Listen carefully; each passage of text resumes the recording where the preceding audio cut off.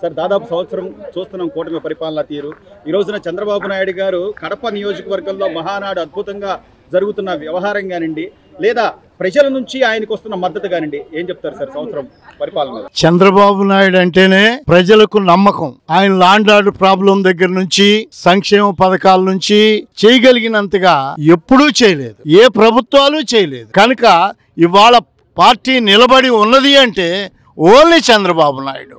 ఇవాళ కార్యకర్త అన్నా, మహిళలన్నా, బడుగు వర్గాలన్నా, పేద వర్గాలన్నా అనేక రకాలైనటువంటి సంక్షేమ పథకాలు ఆయనతోనే సాధ్యం. కనుక ఆయన నాయకత్వాన్ని ఇవాళ రాష్ట్రం మొత్తం కాదు, ఇవాళ భారతదేశంలో నెంబర్ 1 నాయకుడు ఆయనే, మహామేధావి ఆయనే, మేధావుల్లో ఒకడు, నేషనల్ ఫ్రంట్ చైర్మన్గా చేసినప్పుడు కూడా ఆయనే.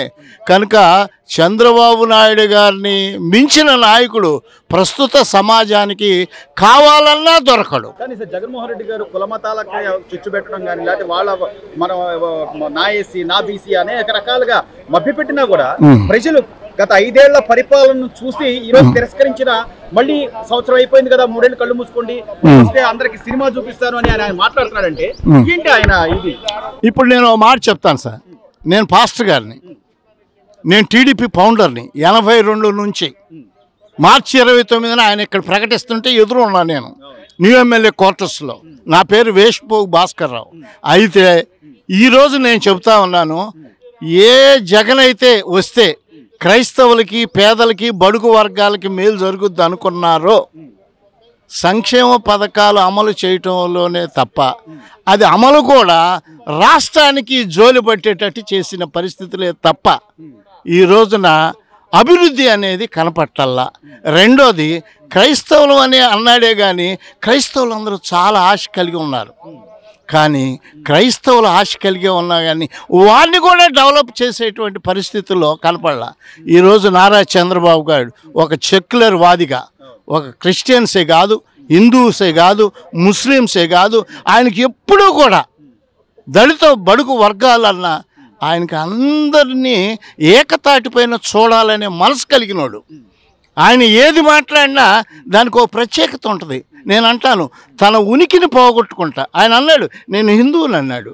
నిజంగా ఆయన హిందువులకి మేలు చేశాడు. చర్చికి వచ్చి నేను క్రిస్టియన్ అన్నాడు. క్రిస్టియన్ మొన్న కూడా 35,000 రూపాయలు ఒక నెల జరిగేటువంటి ఫండ్ ఆగిపోయిందని క్రైస్తవ పాస్టర్లందరికీ వేయటం జరిగింది క్రిస్మస్ కానుక కింద. మరి అలాంటి సంక్షేమ కార్యక్రమం 7 నెలల వేతనాలు వేస్తే ఇవాళ సంఘాలు ఎంత అభివృద్ధి చెందుతున్నాయి, ఎంత ఆశాజనకంగా ఉన్నారు ఇవాళ క్రిస్టియన్స్. నేను అంటాను, నువ్వు క్రిస్టియన్ అయితే ఓపెన్ అవ్వు, వాళ్ళు ఓపెన్ అయినట్టు నువ్వు అవ్వు. ముస్లిం అయితే ఓపెన్ అవ్వు. నువ్వు సెక్యులర్ వాది కదా, ఇది సెక్యులర్ దేశం. కనుక నీ మతాన్ని నువ్వు చెప్పుకోవడానికి సిగ్గుపడినప్పుడు పరాయి మతాలు నిన్ను అవహేళన చేయటానికి సిద్ధంగా ఉంటాయి. నువ్వు నిలబడాలి. నువ్వు నిలబడితే దేవుడు నీతో ఉంటాడు. నేను అది చెప్పేది. నేను ఇవాళకి కూడా నేనేమంటానంటే, కార్యకర్తలు బడుగు బలహీన వర్గాలకు పెద్దపీట వేస్తూ ప్రతిసారి కూడా అంటే తెలుగుదేశానికి సంబంధించి బడుగు బలహీన వర్గాలకు పెద్దపీట వేయడంలో ప్రధాన భూమిక పోషిస్తుంది. లేకపోతే వాళ్ళకి రాజకీయంగా కానివ్వండి అన్ని అవకాశాలు. సార్ ఇంకో మాట చెప్తాను సార్. పెద్దపీట ఇప్పుడు కాదండి వేసింది, అసలు ఈ పార్టీ ఫౌండేషన్ అప్పుడే the first irrigation minister Kadiyam Srihari, the first finance minister Mahendranath, first health minister Subbaiah. అర్థమైందండి? ఒక సాంఘిక సంక్షేమం తప్ప కాంగ్రెస్ ప్రభుత్వాల్లో మినిస్టర్స్, అదర్ మినిస్టర్స్ ఇచ్చిన దాఖలాలు లేవండి. కనుక ఈ విషయాల్ని మీరు గమనించాలి. ఆయన ఇచ్చిన బడుగు వర్గాలకి తెలుగుదేశం వేసిన పీట ఆనాటి నుంచి ఈనాటి వరకు కూడా ఏ పార్టీలు వేయలేదు. సార్ ఈ రోజున చంద్రబాబు నాయుడు గారు కానివ్వండి, లేకపోతే ఈ వ్యవస్థాపకులు, పార్టీ వ్యవస్థాపకులు నందమూరి తారక రామారావు గారు కానివ్వండి, వీళ్ళని ముందు చూపును కానివ్వండి, లేకపోతే వాళ్ళ రాజకీయ దక్షతను కానీ అందిపుచ్చుకుని ఈరోజు యువ నాయకుడిగా లోకేష్ గారు ఎదుగుతారు అనడానికి ఏమన్నా ఇది ఉందంటారా? పూర్తి అవకాశాలు ఉన్నాయండి, పూర్తి అవకాశాలు ఉన్నాయి. అతనిలో కూడా ఇదివరకు ఏదో యూత్ ఆయనకి ఏదో రాదనుకున్నారు. ఇవాళ చంద్రబాబు మెదడులో ఊడిపడ్డాడు. ఆయన ప్రతిదీ కూడా చక్కగా ఆలోచన చేస్తున్నాడు. ఏది పడితే అది ఆయన ఆలోచించట్లేదండి. ఇవాళ చాలా జాగ్రత్తగా పెద్ద చిన్న గురువు ధైర్యం అన్ని వర్గాలని ఇది నేను అనుకుంటాను. తెలుగుదేశం అంటే ఇదివరకు అందరూ కొంతమంది పార్టీ అన్నారు, మేము అంటాం బిగినింగ్ నుండి ఇప్పుడు తెలుగుదేశం పార్టీ మాది అంటాం. మాది అంటే ఒక దళితుడు మాది అని అనటంలో ఎంత ఆనందంగా ఉందండి. కొన్ని వర్గాలవి కాకూడదు. ఇవాళ ప్రభుత్వ అడ్మినిస్ట్రేషన్లో అన్ని వర్గాలు, అన్ని కులాలు, ఇవాళ ఐఏఎస్లు కానీ ఐపీఎస్లు కానీ ఏదైనా కానివ్వండి, ఇది ఒకటి ఉందండి. కానీ ఇంకా ప్రజలు మభ్య పెట్టేలాగా సంవత్సరం అయిపోయింది, కళ్ళు మూసుకోండి, 3 ఏళ్ళు అయిపోతే ఏం లేదు సార్, ఏం లేదు. సినిమాలు చూస్తామే, మామూలు సినిమాలు ఉన్నాయే, అవి చూడటమే అంతే. ఆయనకి అవకాశం ఇవ్వరు సార్. నేను చెప్తున్నా, ఒక క్రైస్తవుడిగా, ఒక దళితుడిగా, పార్టీ ఫౌండర్గా నేను చూస్తున్నానండి. నేను టీడీపీ ఫౌండర్ అండి విజయవాడలో. సార్ 102వ జయంతి నందమూరి తారక రామారావు గారిది. ఒకవైపు కడప ఎక్కడైతే నేను జెండా ఎగరనివ్వను అని చెప్పాడు, ఆయన నియోజకవర్గంలో ఈరోజు పసుపు జెండా రెపరెపలాడుతున్న పరిస్థితి ఎలా ఉందంటారు? ఈ సంవత్సరం పరిపాలన, కూటమి ప్రభుత్వ పరిపాలన తీరు ఎలా ఉంది, ఏంటి, ఏం చెప్పదు? ముందుగా నందమూరి తారక రామారావు గారి పుట్టినరోజు శుభాకాంక్షలు చెప్పుకుంటూ, జయంతి సందర్భంగా మనం ప్రతి సంవత్సరము ఇదే తారీఖున 3 రోజులు మహానాడు కార్యక్రమాలు నిర్వహిస్తున్నాం. ఈసారి మన ప్రభుత్వం వచ్చిన సందర్భంగా ఎక్కడైతే జెండా ఎగరనీయనన్నారో అదే ప్రాంతంలో కడపలో రెపరెపలాడుతూ మహానాడు కార్యక్రమం దిగ్విజయంగా, అద్భుతంగా, ఎంత లక్షలాది మందితో జనాలతో చాలా అద్భుతంగా జరుగుతుంది. ఇంకా ఈరోజు రేపు కూడా కార్యక్రమాలు ఉన్నాయి. చాలా ఎన్నో వివిధ రకాలైన పథకాలు, వివిధ రకాలైన సంక్షేమ కార్యక్రమాలు అన్నీ చంద్రబాబు నాయుడు గారు, లోకేష్ గారు, తదితర నాయకులందరూ వివరిస్తూ ప్రజలను చైతన్యవంతం చేస్తూ రకరకాలైనటువంటి కార్యక్రమాలు, ప్రోగ్రామ్స్ చేస్తున్నారు. ఈరోజు ఈ కార్యక్రమం చేసుకోవటానికి మాకందరికీ ఎంతో సంతోషంగా, ఎంతో ఆనందంగా ఉన్నది. సో అంటే సంవత్సర కాలంగా ఏదైతే సంక్షేమ పథకాలు ఇవ్వకూడదు, వీళ్ళు ఇవ్వలేరు, ఏదో దొంగ హామీలు ఇచ్చి అమల్లోకి ఏదో ప్రభుత్వం స్థాపించారని చెప్పుకుంటున్నారు.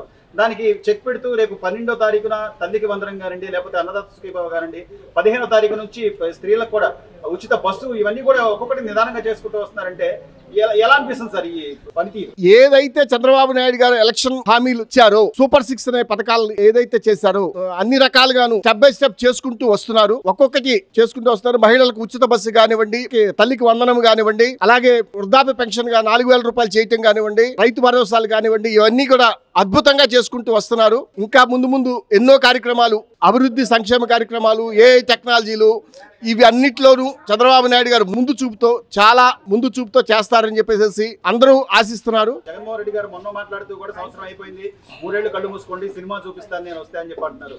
ఏంటి ఆయన ధైర్యం ఏంటి? ఆయన అవన్నీ సొల్లు కబుర్లు అండి. ఆయన చూపించేది లేదు, మనం చూసేది లేదు.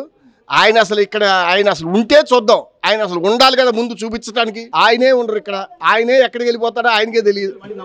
ప్రజలు అసలు ఎటువంటి పరిస్థితుల్లో నమ్మరండి. ఆయన మాట చెప్పే అబద్ధాలు కబుర్లు అని అందరికీ అర్థమైపోయినాయి. ఆయన చెప్పే ప్రతి ఒక్క మాట అబద్ధమే. అది చేశాను, ఇది చేశాను అన్నాడు, ఏమీ చేయలేదు. ఊరినే బట్టన్ నొక్కటం, ఒక 10 మందికో 15 మందికి ఇవ్వటం, మిగిలిన వాళ్ళ జేబులో వేసుకోవటం.